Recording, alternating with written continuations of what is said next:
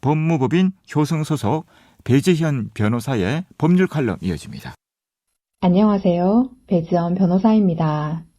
오늘은 교사의 아동학대 사실을 확인하기 위해 아이의 가방에 몰래 녹음 장치를 넣어 교사의 목소리를 녹취한 경우 이를 법정에서 증거로 사용할 수 있는지에 관한 대법원의 최근 판결을 살펴보겠습니다.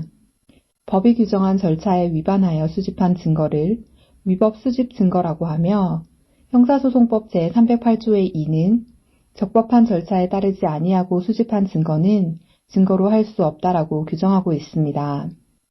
보통 위법한 압수 수색 절차에 의한 압수물, 고문 등 강제에 의한 자백, 위법한 증인신문 절차나 검증 절차에 의해 작성된 증인신문조서나 검증조서 등이 위법 수집 증거에 해당하고 위법 수집 증거 배제 법칙에 따라 형사소송에서 이를 증거로 할 수 없습니다. 초등학교 교사인 A씨는 2018년 3월 한 초등학교 3학년 교실에서 10여일 전 전학 온 학생에 대하여 학교 안 다니다 온 애 같아, 1, 2학년 때 공부 안 하고 왔다 갔다만 했나봐 등 모두 16차례에 걸쳐 학생의 정신건강 및 발달에 해를 끼치는 언급을 한 혐의로 기소되었습니다. A씨의 이러한 진술은 피해 학생의 부모가 아이의 가방에 녹음 장치를 넣어 등교시키면서 드러나게 되었습니다.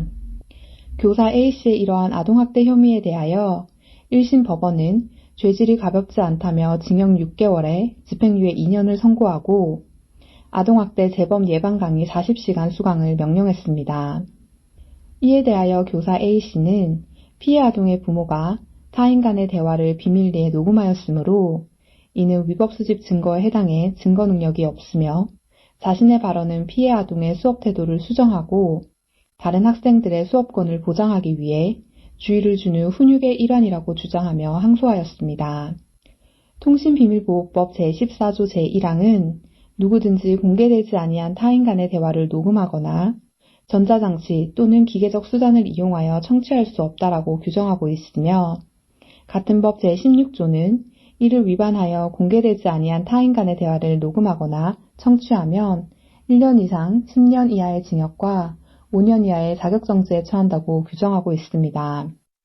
항소심 재판부는 초등학교 3학년이 스스로 법익을 방어할 능력이 없는 점, 부모가 녹음하게 된 동기, 부모와 피해 학생을 동일시할 정도로 밀접한 인적 관련이 있는 점, 녹음 외에는 교사 A씨의 범죄 행위를 밝혀낼 유효 적절한 수단을 강구하기 어려웠을 것으로 판단되는 점, 교사 A씨의 발언이 30여 명의 학생이 있는 가운데 이루어졌기 때문에 통신비밀보호법에서 녹음할 수 없다고 규정한 공개되지 않은 타인 간의 대화에 해당하지 않는 점, 아동학대 범죄 신고 의무자인 교사 A씨의 발언은 중대한 범죄 행위이므로 증거를 수집할 필요성이 인정되는 점 등을 근거로 녹음 파일의 증거 능력을 인정하였습니다.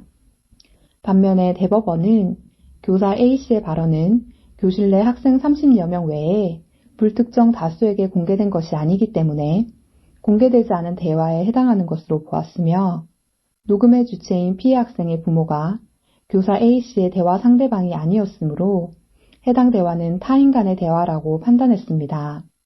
따라서 대법원은 대화 상대방이 아닌 부모가 일반 대중에겐 공개되지 않은 대화를 몰래 녹음하였다면 해당 녹음 파일은 통신비밀보호법을 위반하여 위법하게 수집한 증거로서 증거 능력이 없고 공개되지 않은 타인 간 대화의 증거 능력을 부정하는 원칙에 관한 예외가 인정된 바가 없다면서 원심이 해당 녹음 파일의 증거 능력에 관한 법리를 오해했다고 보아 원심 판결을 깨고 사건을 서울 동부지법으로 돌려보냈습니다. 오늘은 아동학대 증거를 수집하기 위해 부모가 아이의 가방에 몰래 녹음기를 넣은 경우 그 녹음 파일의 증거 능력에 관한 대법원의 판결을 살펴보았습니다. 감사합니다.